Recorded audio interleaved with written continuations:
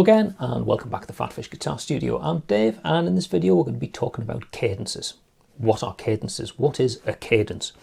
Well, if you think about what a piece of music is, it's one of the most fundamental ways of thinking about it is a piece of music is a series of chords. You know, we're in a key, we have notes at our disposal and we can build chords from those notes and arrange them into a progression.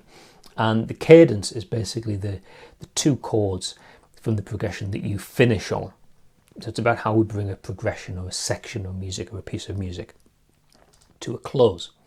Let me show you. We'll have an example in the key of C major, as we so often use as an example on these videos. We've got in the key of C major, we have C major, D minor, E minor, F major, G major, A minor, and B diminished. You know, and we refer to those chords by number. You know, C is the 1 chord, D minor is the 2 chord, E minor is the 3 chord, and so on. So if I take a chord progression in the key of C major, something like say start on C major, because it's the chord of the key. So go to the 4 chord, F major, then go to the 2 chord, E minor, 6 chord, A minor, 2 chord, D minor, 5 chord, G major, and then the 1 chord, C major is our progression. So I've got something that goes like this.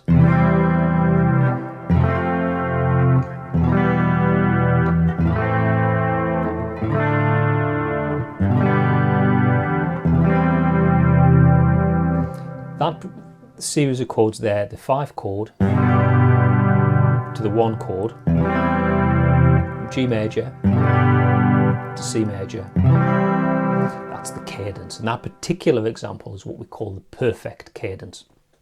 And a perfect cadence is basically where we take a 5 chord and we go up to a 1 chord.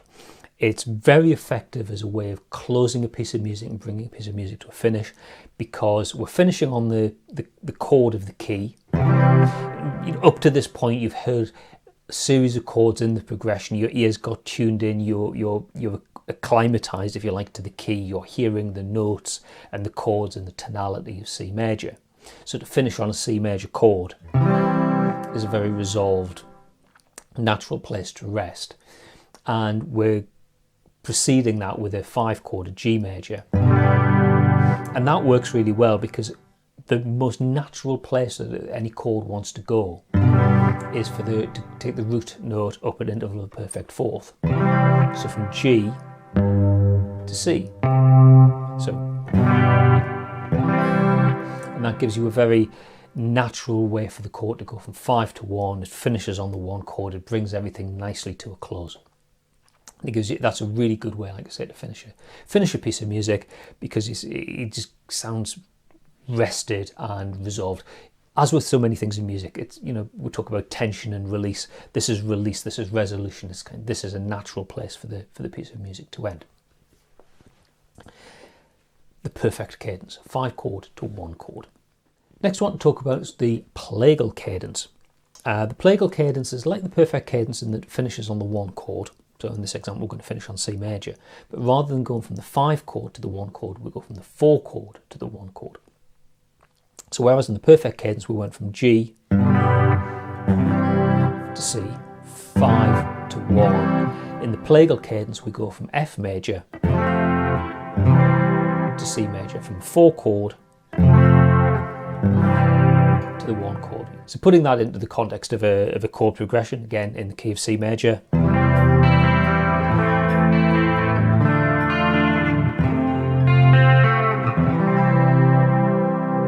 So finishing on.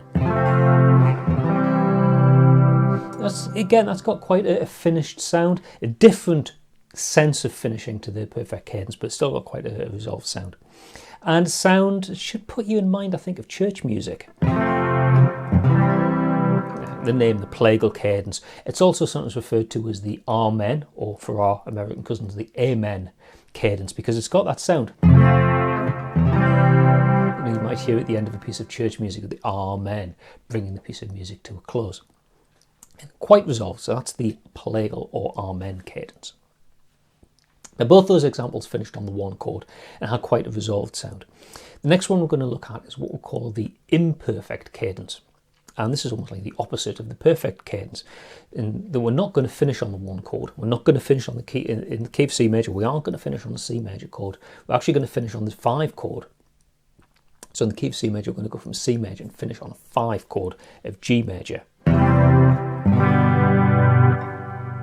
Not as resolved sounding. Again, let's put that into the context of a chord progression. Let your ear get tuned into the key by hearing some other chords. You know, we'll go from.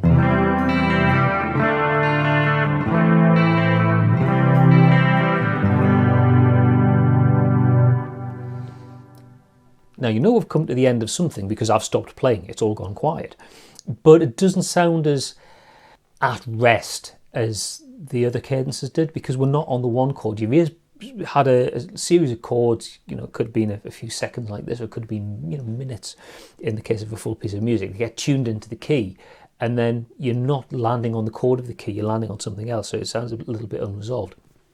So this is a useful way perhaps if you wanted to finish on a bit of tension, or if you wanted to finish like a section, like we're not completely finished, we've come to a rest but we're going to go somewhere else. You're not completely resolved.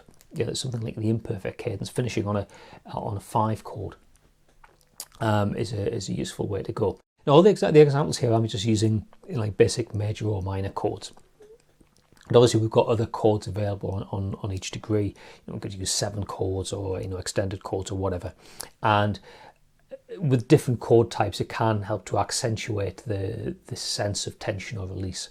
From the cadence. So just go back to the perfect cadence. You know, we went from a G to a C major that had a nice sense of resolution.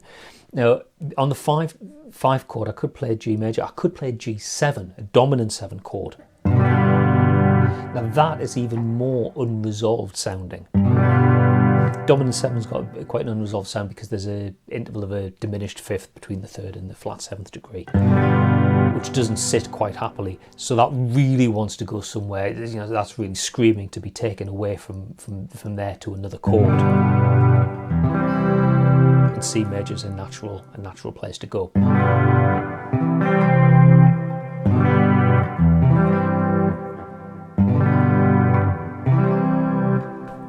And so it is with, say, the other cadences, like that imperfect cadence. You know, so we could go from the 1 chord to the 5 chord.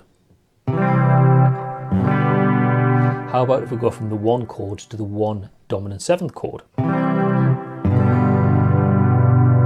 Yeah, that's got a much greater sense of tension because you've got quite an unresolved sounding chord.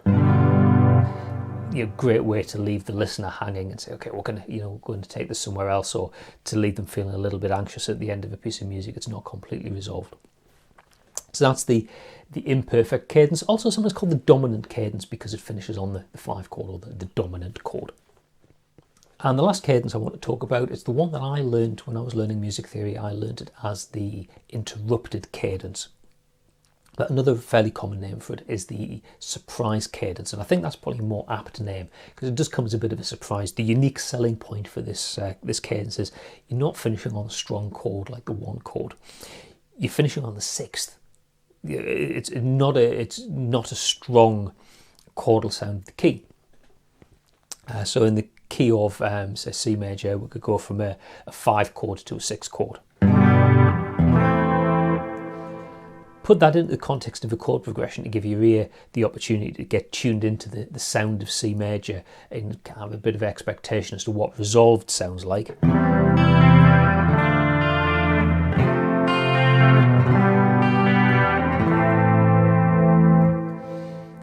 Yeah, that's not as at rest as it could be.